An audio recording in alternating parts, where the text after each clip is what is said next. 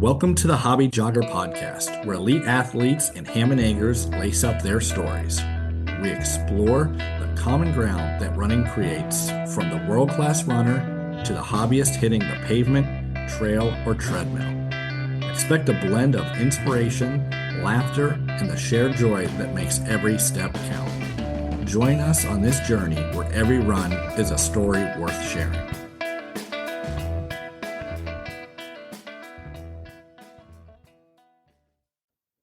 Thank you for joining us for this episode of the Hobby Jogger Podcast. I am your host, Casey Koza, once again joined by my co-host, always traveling the world, Mr. Rob Myers. Rob, how you doing today? I'm doing well. I'm making it through the heat, trying to get out there in the early AM before I sweat to death. It seems like hard to get more than 5 or 6 miles in tops. Yeah, it's dew point's been high, dew point's been heavy. Looks like next week, at least in the morning, it's going to be a little bit lighter on that. So yeah, you're running Burning River Marathon next weekend. I am looking forward to it.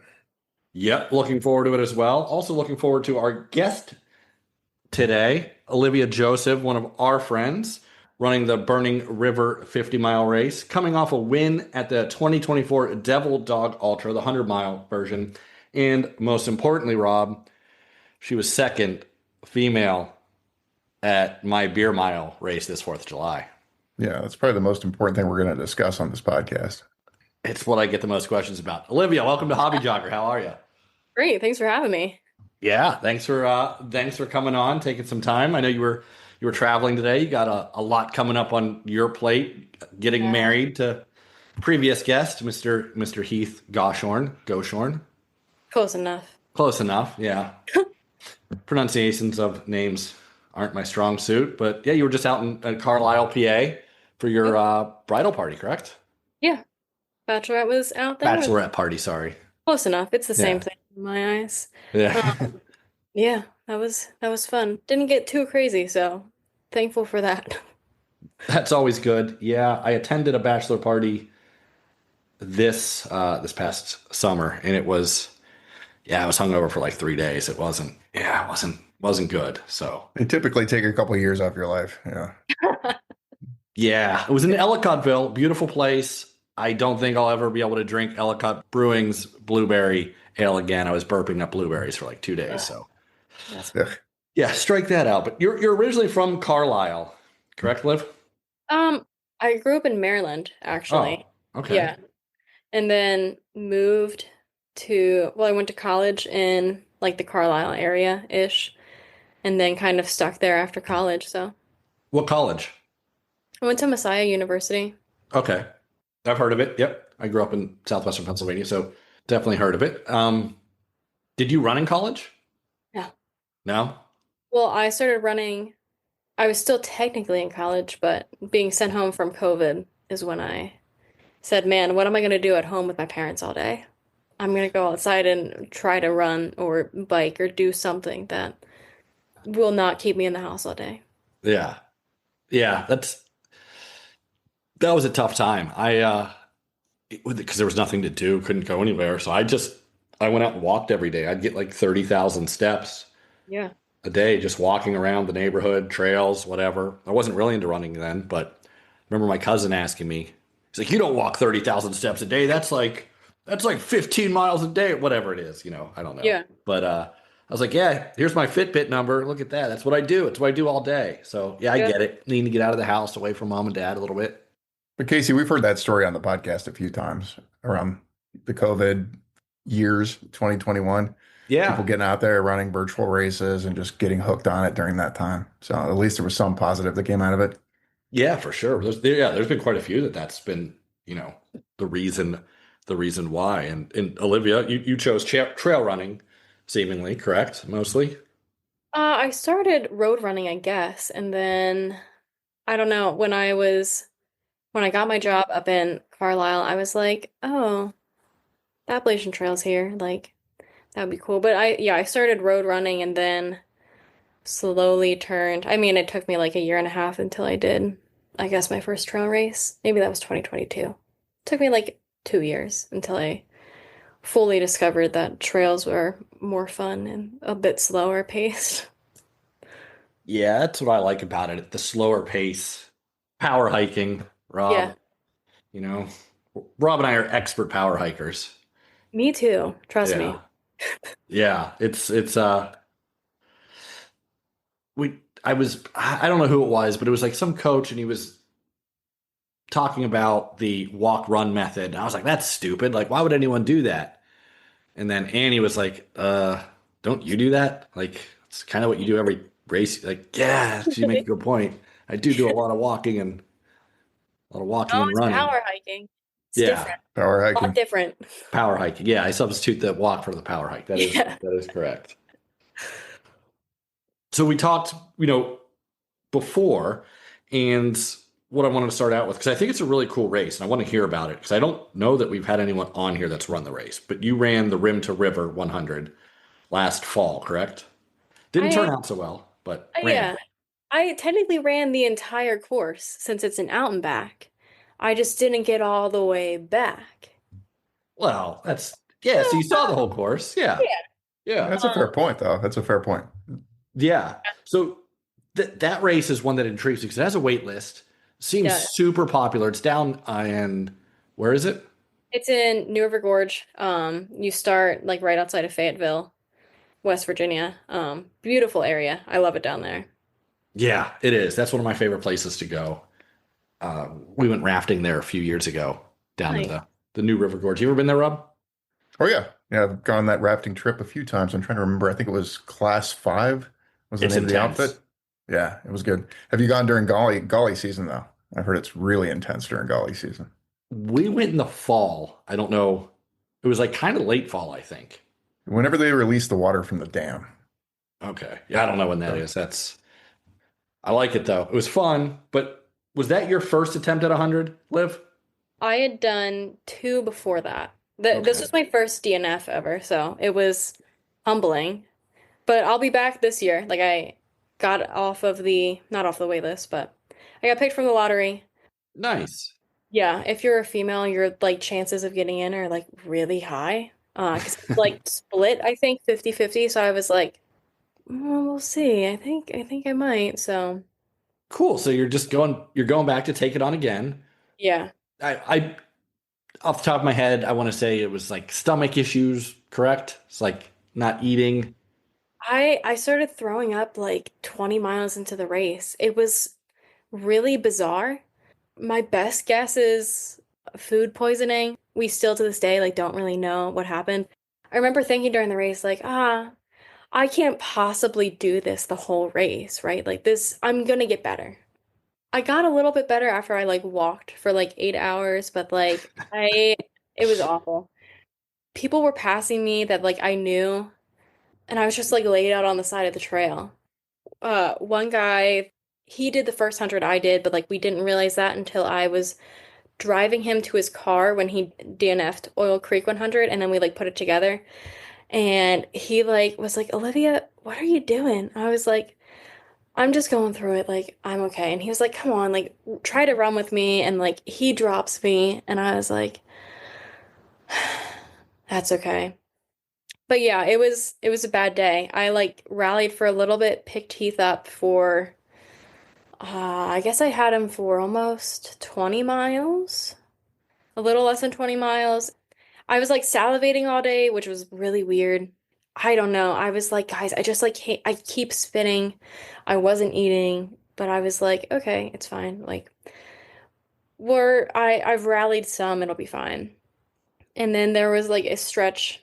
We were coming up to an aid station and we had like a 10-mile stretch between mile 70 and mile 80. There was no crew at this aid station. We were a couple miles before it, and I was just like stopping, spitting. He was like, you're like a faucet right now. And I was like, I told you guys it was really weird. But we like left that last aid station that we saw crew and like didn't take any layers. Put on a pair of gloves, but I was in like shorts and like a long sleeve with gloves, and it was like 55 and then dropped to like mid 30s really quickly. And I'm like stopping and spitting, and we don't have great service, but Heath's like, hey, we might need to call this. Because he was like, these 10 miles are going to take us like 5 hours if we continue going at this pace. And I was like, I guess that's true. Huh, I hadn't really thought about that. And I was like, do you want to look if there's like a road we can like hitchhike out onto? And he's like, that doesn't seem like a smart idea. And I was like, yeah, no, you're probably right. And at that point, I was just kind of like over it. It was like 3 a.m. Because I wasn't going at pace that I was gonna get cut off at some point. And I was also like freezing. He like gave me his hand warmers. He was like, here. And I was like shivering so badly. And he was like, I think I should call your dad. So he calls my dad. My dad picks up at 3 a.m. after one ring. And Heath's like, were you up? And he was like, no. What do you need?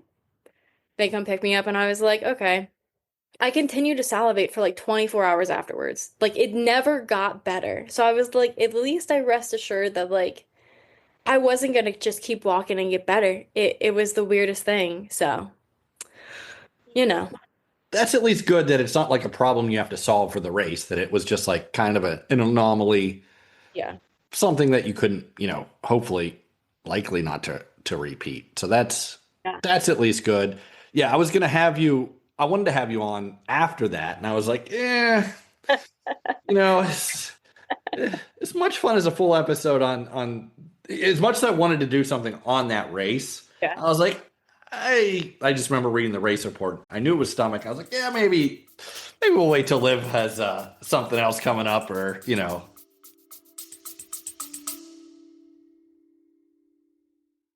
Hey folks, if you're loving the stories, tips, and laughs we're dishing out, make sure you don't miss an episode. Hit that subscribe button so you're the first to know when a new episode drops. And hey, if you've got a second, why not leave us a review? Your feedback helps us improve and keeps this running community growing. Lace up, hit subscribe, and let's get back into the show. But like great race. I've done the other two races that like that racing company puts on. Mm-hmm. Like they do Rim to River, Cabin Fever 50K, and Falling Water 100K. Great races, great people. I love the courses, so I'll be back in the fall and just kind of hope that, if I can get into the miles 27 aid station and not be thrown up, like we're gonna call that a win. So Well, that's what we're rooting for. It does look like a brutal course. I mean, it's West Virginia, it's East Coast, it's straight up, straight down. it's like 11,000 feet of gain, which was like the flattest 100 that I've done so far. Like my first 100 had like almost 25,000 feet of gain. So I was like, what's 11, in the scheme of things? There's like a couple steep sections, but for the most part, there's a lot of really runnable sections. It's like technical, but not insanely. I don't know. It's just a beautiful course. You can see the river, you can see the bridge. Everything about it's great except for, throwing up. So That's very cool. I mean, most East Coast trails are very technical. yeah. It's like dry creek bed. So Yeah. I rarely Yeah. hear something's runnable in the East Yeah. Coast. No, that's so fair. Yeah, unless like the course somehow has like fire roads on it, or Yeah. that's usually the runnable section. Yeah, not the Yeah. single tracks. No. Yeah. It's for the most part tame for East Coast, I think. It's not bad. Nice. Yeah, and I know the race has gotten super popular over Really the years. quickly. Like it's only been around since I think 2020. Yeah, like Yeah. I was gonna say the last few years it's blown up. I didn't realize it was that new, but I know Yeah. I hear a lot about it, and I see people running it. Caleb Bowen, formerly on the show, I know he's nice. run it. Yeah. I know like Dan Green has the course record, but that's also like in his backyard, which is cool. Yeah, that is the was it Mountain State, the Mountaineer State? I don't know. Yeah. I should know these things, but from down there. But you then, the Devil Dog Ultra was after that, correct? Yeah, as I was like dropping, I was like, Heath, I walked for like 16 hours today. I did all this training, but I ran 3 hours of all of this. Because I woke up the next day and I was like, I don't even feel that bad outside of like the weird spitting thing. Like my legs feel okay. So I was like, I want to do something else this calendar year. Like, I want to get a second one under my belt this year. And so I found Devil Dog like really quickly, and I wanted to wait a little bit. I like didn't really tell anyone that I was going to sign up for it because I was like, let me give it some time, think about it, see if that's like what I actually want to do. If I actually want to dive back into like 106 weeks later. And Hmm. the answer was yes. Yes, I did. So Devil Dog's a really cool race too. Now it was when I just looked at your ultra sign up, that is new to me. I had not heard of the Devil Dog Ultras down in Virginia, Triangle, Virginia. Yeah. It's like near DC, kind of. Like an hour Okay. from DC. So not like the super duper rocky sections of Virginia. It was definitely a little, maybe a hair more technical than Rim to River is. There's like Okay. a slight section on a service road, but it's about the same elevation gain. I think it's around 11,000 too. But like Tara Dower has the female course record. I know Carl Metzler's ran it a whole bunch. So cool race. I feel like it's been around for like maybe 10 years or so, maybe like 2014. But yeah, it's a looped course, which a slightly bigger loop than Rabid Raccoon is. The first loop's like 23 miles. It like adds on a little more, and then it's 19 miles loops for the last three. So, Okay. Yeah. which like I liked. Yeah, I like it because you get to go back to, you know, your crew doesn't have as far to go. They're just driving around in circles, basically. So that certainly helps, and you get to go back to like the base Yeah. every 20 miles or so. So yeah, that's I I think I prefer. I like the point to point. What do you like, Rob? Yeah, probably point to point. If I had to pick one. Yeah. But there's plenty of good races out there that I don't know. I don't mind if I see the same thing twice. Or, Yeah. part of it's a loop. It's kind of that lasso where you run out, you're only going to run like 5, 10 miles of the same course. And you do the loop and come back. Yeah, Canyons was a popsicle, lollipop. I don't know which one they call it, but yeah, where you run out, little loop, come back. Yeah, I like that as well because it's kind of like an out. Well, it's not an out and back. It is an out and back. Yeah. But you get to go back to your car and you got all your stuff and you're not waiting for somebody to pick you up and they have to go to some obscure place and you just send them the coordinates and hope they're there. So it's kind of nice. Pros and cons. Yeah, yeah. That's the nice thing about those is yeah, you can finish. Everyone finishes in the same spot, and yeah, it's cool. So yeah, you win the Devil Dog. Did you make any changes other than like not being sick, probably for the race? Yeah. Um, I don't know. It was really nice, or I guess it started decently cold. Like I didn't go in to Devil Dog having like many expectations on how the day was going to go.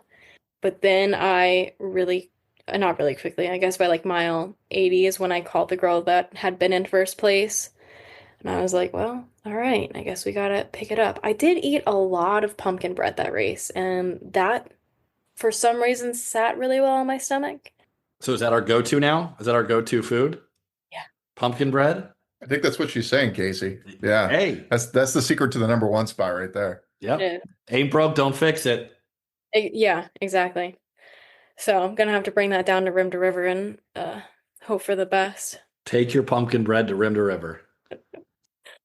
So yeah, that was like a really random experience. I like don't consider myself like a phenomenal athlete, and the girl that was in first was like I think she's ran like sub 3 marathons, and it was her first 100, but like she knew the race directors. So they were like, I think, not confused, but they were like surprised when they saw that we were like kind of like catching up to each other because I like pass her right before the end of the third loop, within like a half mile of like the pavilion that was like the hub at the start finish, and like the race director like pops into my face and is like, "Who are you?" And at this point, it's the middle of the night. I was like, should I know who you are, like as politely as possible? And then I like look down at his shirt and it says Devil Dog, race director. And I was like, oh, I'm sorry. But he was like, go, like, kill it. You're doing great. La da da da. And I was like, okay, it's only 20 more miles, it can't be that bad. That's all. Just 20 more miles, Liv. No big Yeah, deal. it was fine. We got it done after some point. After the pumpkin bread, plenty of pumpkin After the bread. pumpkin bread and some hot black coffee and sent me back on my way. I like did things really quickly in that aid station. My like crew chief was like throwing bottles at me and I like was like, all right, well, I guess we should go because I wanted to create as much of a gap as possible. So I was like, why not? That seems like a fun thing to do. So I think I ended up putting like an hour on her overall. So Nice. yeah, that was So you could stick that 240 marathon or whatever, and Welcome to the trail. Welcome to the trail. exactly. yeah, 240 something marathon or whatever, sub 3 doesn't matter a whole lot in a 100-mile race in Virginia. That's Exactly. a little bit of a difference, I think, from a flat whatever, go hard for 26 miles to go to 100 in Virginia. But Yeah. yeah, awesome. Winning a 100-mile race. We don't have too many people who have won 100-mile races on the show. Well, I guess we've had a few. So yeah. You've had a few for sure. Yeah, you join some good company there, Liv, of Yeah. 100-mile winners here on the show. Now, you've mentioned that you grew up in Carlisle, which is, or not grew up, but you went to school at Carlisle, which is right near the Appalachian Trail. Yeah. You recently, well, in May, in the spring, went down to the Chump Change Retreat. I did. That seems like it was put on by, was it put on by Tara Dower? It was. Yep. Okay. So what was that and how did you get involved in it? Tara had posted on Instagram like, hey, if anybody wants to come to like a women's running retreat in Tennessee, fill out this form. And like it was just posted and I was like, why not? That would be cool if like it wasn't like a selection. I think it was like almost like a first come, first serve situation. I'm not really sure. I didn't really ask, but I didn't think much of it. Filled it out, and then a couple weeks later, her crew chief Rascal had like texted me, and I was like, "Oh, okay." She was like, "Hey, Olivia, like if you want to come, like these are the dates." It was like $100 to go. Might as well. I was like, that would be so cool to like pick both of their brains on running things. So yeah, I went down there in the middle of May and got to run on the Appalachian Trail a lot. Although I guess they pronounce it Appalachian Trail. Yes. Which is that's the proper way to say it. I live in Tennessee. It's Appalachia. Yeah. That's the right way. I should know better. I know. My Well, fault. you're a northerner, Casey. You can say Appalachian. You get away with it in the north, but We just don't do, come yeah. down here with it. So yeah, that was really cool because she was in like the peak training for Western States and all that stuff. So I was like, I was just like, don't be overkill, but like also like, so what's your training like? How do you make yourself run 50 to 60 miles every day for 40 days? Because that sounds miserable. So it was cool. All the girls that came were really cool. We got to learn how to contra dance, which is like I didn't know what it was, but it's like line dancing. So we like were there while a contra dance festival was also going on. So we learned how to dance, then also ran a lot. So yeah, it was really cool. And now we're in a group chat and we'll just send random things back and forth. And I'm like, this is cool. This is a nice little running community of girls from literally all over. Like a girl flew from like Idaho, and I was like, that's a far way to come, but that's awesome. Yeah, good for her. And Yeah. especially seeing the Appalachian Trail. There you go, Rob. See? Got it. You're close. You got to remove that N. at the end. Appalachia. Yeah. Okay. All right. Appalachia. See, that's what I call it. I call it Appalachia. That works. That's So- like Close. spelling the two. Yeah. You're close. But I thought that was really, really cool of her to do. Yeah. I hadn't seen anything really like that in trail running and Oh. down in the middle of Tennessee, correct?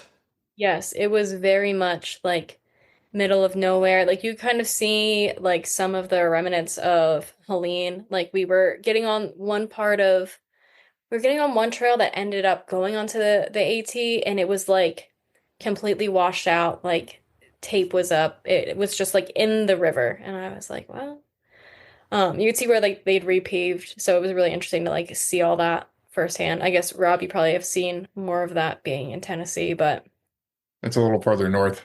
I'm down in southeast Tennessee, but yeah, I've seen parts of it.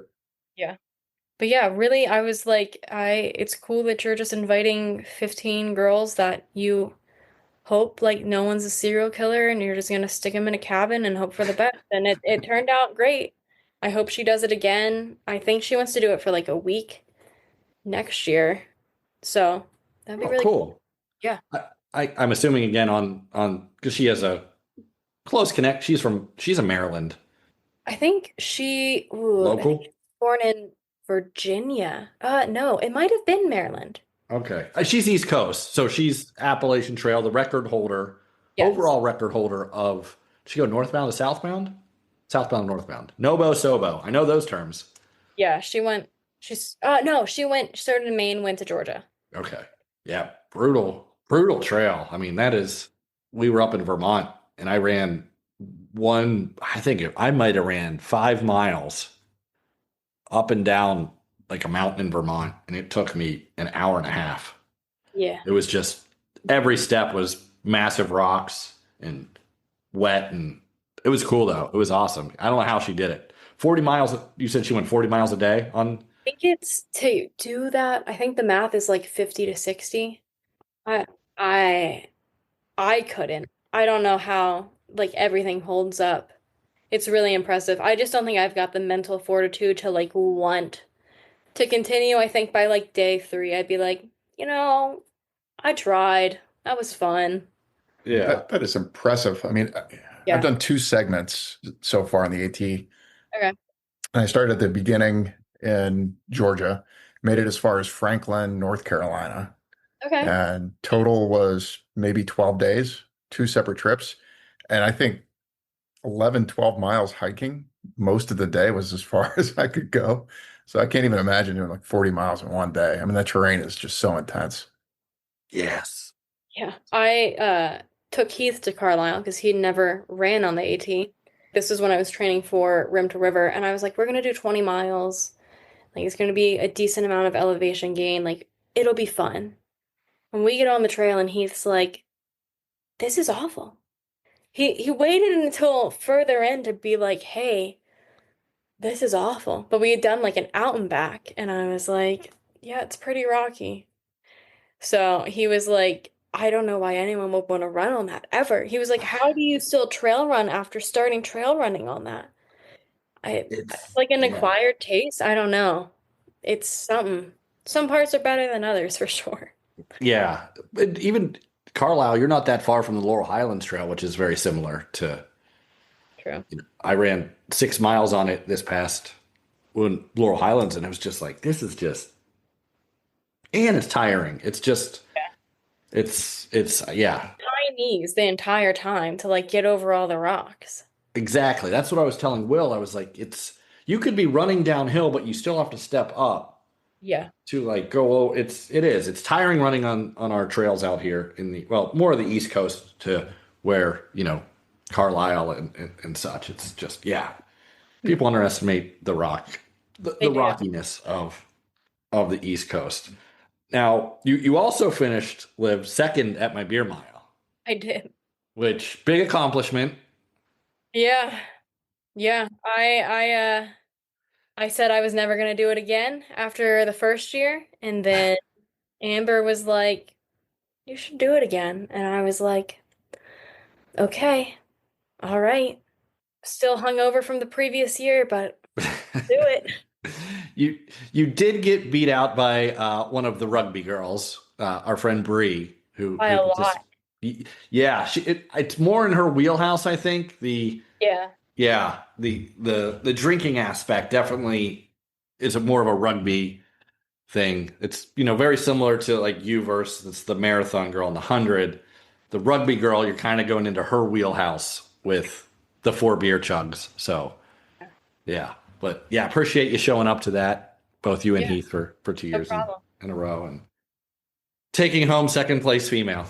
Yeah, it took a lot out of me. Probably took more out of Heath. Heath had a rougher day overall, but I think I started walking lap 1 because why not? We're here for a good time, and a long time. Heath had a very good time. Yes. He had a great time. Yes. No reversal of fortune, so that's good. That's what we aim for. Exactly. Yeah. Now, another venture that you and Heath started is the Miles Ahead Ultra Podcast, correct? You guys are now host a podcast. So those listening, give it a listen at Miles Ahead Ultra Podcast. Available where, Liv? On Spotify and Apple, and if I remember, I post it to YouTube, but only if I remember. Nice. So what gave you the inspiration for that? I don't know. I'd like toyed around with the idea like when we first met. I was like, I don't know. I think it's an interesting perspective of like you're really good. I'm just kind of there. It's cool to have like the couple dynamic of like we run together and stuff like that. And yeah, we kind of thought about it for a while and then we started it in January, like New Year's resolution, we're gonna start the podcast. And so we've been doing it since then, and it's fun to just like I genuinely don't know if anyone listens, and that's okay. It's just fun to like sit down and talk to Heath for like an hour. It's like I think it'll be cool to look back in like 20 years and be like, "Oh yeah, I forgot that this really specific thing happened during this race." But yeah, it's cool to talk about different topics, different races.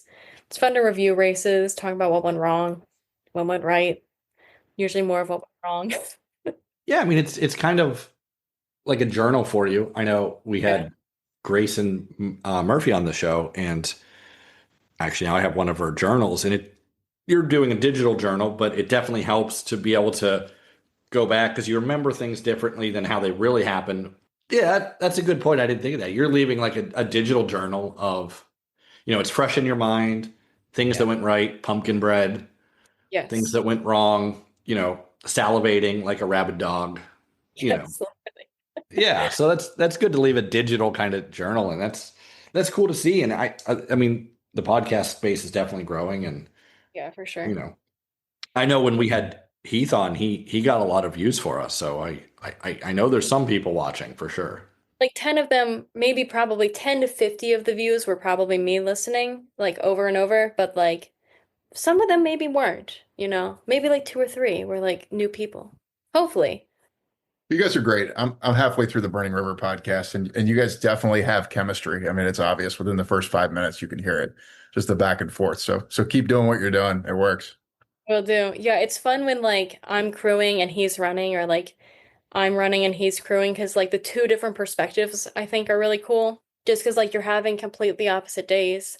And it's cool to be like, all of this crazy things happened, and then you were also running, and then all of these crazy things happened. So it's cool to like weave the story throughout the day chronologically and be like, wow, it's crazy how all of this came together. Yeah, and especially if you go into detail of races, I think you get more viewers, because I know when we talk about specific races or something that there's algorithms. Rob, you probably understand a lot better than I do, especially David, but it seems to be there's certain things that trigger it and you get more listens. Right, Rob? Oh, yeah, 100%. Yeah, especially when you go up into the top 100, which you'll get there. But it's funny because you release a podcast and then like a day, maybe 2 days later, you'll pop up into the top 100 and then you're quickly gone. But there's almost a trail that resonates from when you're in the top 100. You'll pick up a few more listeners. So it's really interesting. So yeah, I'm happy that you guys are doing that, and Heath's quite the character. He's a funny dude. Yeah. You're a character, so that's what you need. You need, we need more of that in ultra running, I think, as well as characters and just good entertainment of it, and really bring it out to like for people to listen to. Yeah, good on you guys. Miles Ahead Ultra Podcast. Get it where you get your podcast, which is wherever you're probably listening to this, I imagine. Hopefully. Now, on to what we have coming up here, Liv. You're running the Burning River 50-mile race, which goes right through my backyard here, which is awesome. My local race. I will be participating. I'm no longer the co-defending champion of the relay. Our relay team is back in action though this year, so that's good. But you're running the 50-mile race. Starts at 5:30 in the morning. Yep. 5:30 downtown Cuyahoga Falls. How are we feeling? Feeling good. The weather's looking a little interesting, But I'm telling myself, if it pours the whole time, it's only 50 miles. I'm like, how much can go wrong? If it's really hot, cool, I've sat in the sauna a lot. We'll see how much that does anything. So I'm looking for it to be fun.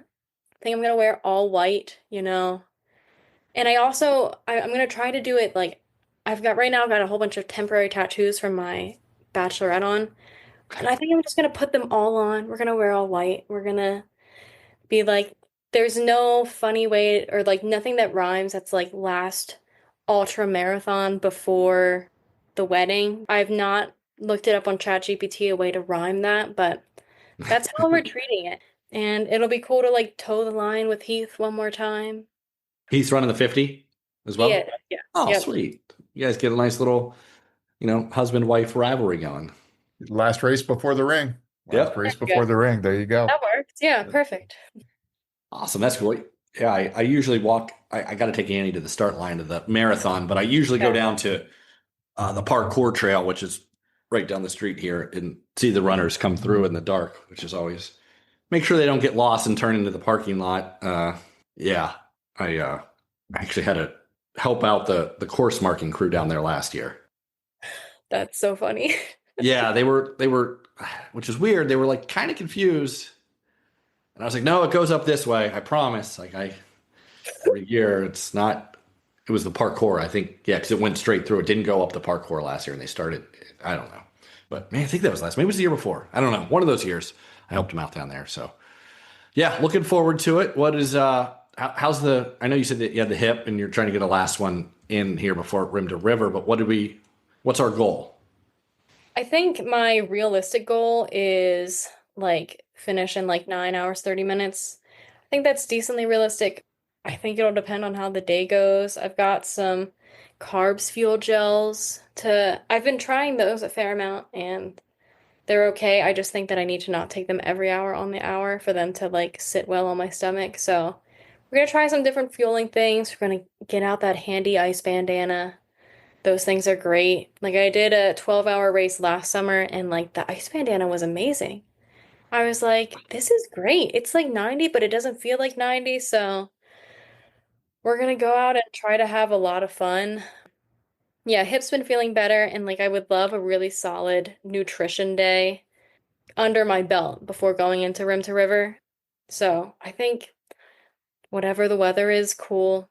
And also I feel like I've ran so much of the course already. Like I'm excited to like put it all together because like in my head I know how everything goes, but like it'll be cool to actually be there and be like, ah, yes, okay, I remember this aid station.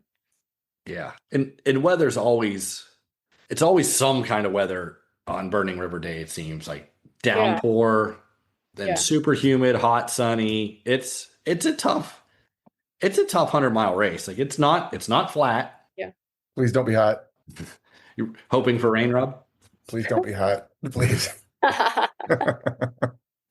And I think that a lot of people think that Ohio's flat. They think of, because you see all these people come in, and I talked to some of them after, and they were like, I didn't realize that, it was that unflat. Like, yeah, there's some hills here in the Cuyahoga Valley where the river has over centuries carved, I guess, through the valley. That sounds right. Yeah. Sounds like what it is. So yeah.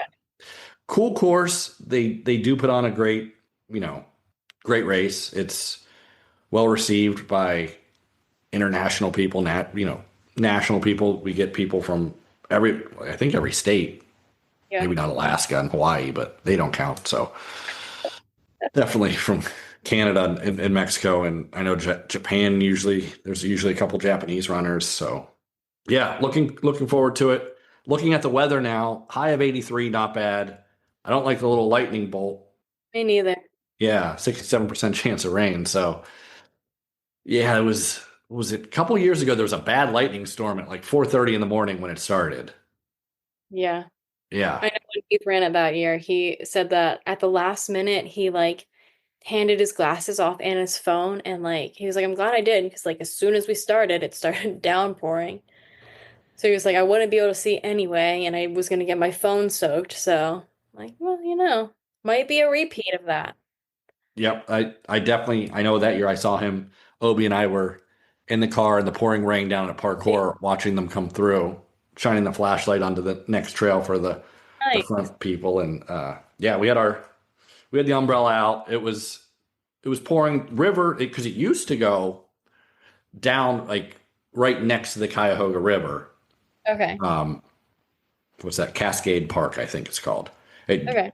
But the river overflowed and people couldn't get through. Our relay runner, my neighbor, Grace, was that leg, and she couldn't, like, they were like wading through the side of the river. Like, that's not very safe. So they have since changed it to come down and across the bridge rather than go across the river. So Smart. yeah, Move. always some weather here at the Burning River. So yeah, I hope to experience a little bit of all of it. I'm excited to watch the 100-milers run back and be like, "You suckers, that sucks to be y'all." Which, like, I feel like I can say because, like, Yeah. you know, been there, done that. But like, man, that sucks. And if it's raining, I'm gonna like chuckle to myself a little bit more and be like, "Good job, you got it." Yeah. I look forward to, you know, doing a point-to-point, finishing in mile 50 and saying, "That was a fun day," you know? Yep. Watching them cook on the hiking bike up there on Stowe. Yeah, Rob, that's a tough. You ran the marathon that finishes on that. Yeah, last year and running it again this year. It's tough because it's hot, and man, that blacktop is just boiling. You can just feel the heat coming off of it, and you're just done at that point. Yeah, it's a rough part of the race. I can't wait. I mean, I think that the toughest trails of the course are definitely Wetmore Salt Run area. So it's after that, and you get up to this asphalt that's been baking in the hot sun. And if it rains, then it's 110% humidity, 90-degree dew point, and there's just a lot of suffering on that hike and bike. It's gonna be great. I don't know why we like this sport so much, Rob. Yeah, I don't know. It's a silly sport. Yeah, we will see. Well, that's awesome, Olivia. We'll be out there, rooting for you. Awesome. Hopefully, I see you. I'm sure I will. You'll see me coming. I'm in all white, but I'm intrigued. I just got a pair of Hoka Mach 6s after Heath has gone through like what feels like 15 pairs of them. Because like the Brooks Ghosts have changed a bit in their newer models, and I'm not loving the changes. And I'm really excited to get this new pair of shoes. I like tried them out this morning. I'm like, these feel pretty nice, we'll see what happens. And I'm like, it's gonna pour and I'm gonna have to wear trail shoes. And it's gonna be really funny. So yeah, that is one thing. You could definitely wear road shoes for the Burning River if it doesn't rain. Yeah. But if it rains, it does get a little muddy through quite a few sections. Sand Run gets really, because that's a very well hiked, traveled trail. So as soon as it rains, that becomes super slick. Yeah. And I never go on it when it rains because of that, because I've taken more than one spill into the woods. So yeah. Don't need that, Rob. Don't need that in my life. No, I will be in trail shoes. I'm gonna be in all white, and then I'm gonna like eat it and then be like half white, half mud, and it's gonna be great, Yeah. I actually had my Burning River white long sleeve shirt on. Okay. One morning, and I just ate it at the top of like Dogwood Trail and Sand Run, and just had mud all down this brand new white shirt. And I was like, that was stupid to wear. So learn my lesson. Also learned that it's real slick out there, because those are very well traveled trails that if it hasn't rained for a little bit and then it rains, it does get a little dicey out there on the Burning River. So looking forward to you seeing that. And also, Liv, definitely looking forward to your redemption down at Rim to River. And, we will, go for the win down there, pick up another 100-mile win. I'd like to hear more about it. So we're going to be rooting for you at the Burning River. I'll be rooting for you watching the results come in at a Rim to River down there in West Virginia. Sing some country roads. Oh, I will. Don't you worry. As soon as we cross over that border, I put it on. I have to, I recommend the Timmy Trumpet version. Okay. It's a, techno, I guess. Kids don't call it techno anymore, Rob. I believe it's EDM. They don't? I think it's EDM. EDM. You're right. Yeah, I heard that once. And then I heard clutch. Clutch is the thing. I don't know, fire or something. Fire. All these new words I'm not familiar with. Skivity, I think. Is that thing? I don't know what that means. Maybe one day. I'm good though. It's a new generational terms. But yeah, Country Roads by Timmy Trumpet and the Bass Jackers. That's my jam. I do like it. They did a good job with it. So now we'll have to sing the Country Road song maybe next time. Next episode, maybe we'll play that one, Rob. But Olivia, where can our listeners here at the Hobby Jogger find you? My @ name on Instagram is olivin_my_life. OLIVIN_my_life. And then I guess Strava is Olivia Joseph. I think my picture is me really tired after a 100-miler. So perfect. Thanks again so much. Everyone, please check out Olivia and Heath's podcast at Miles Ahead Ultra Podcast. Yeah, thanks for having me. We will see you next time. Thanks for tuning in to another episode of The Hobby Jogger. We hope you've enjoyed our conversation today. And if you liked what you heard, don't forget to subscribe and leave a review on your favorite podcast platform. Your support keeps us moving forward. Until next time, keep those feet moving and enjoy the miles.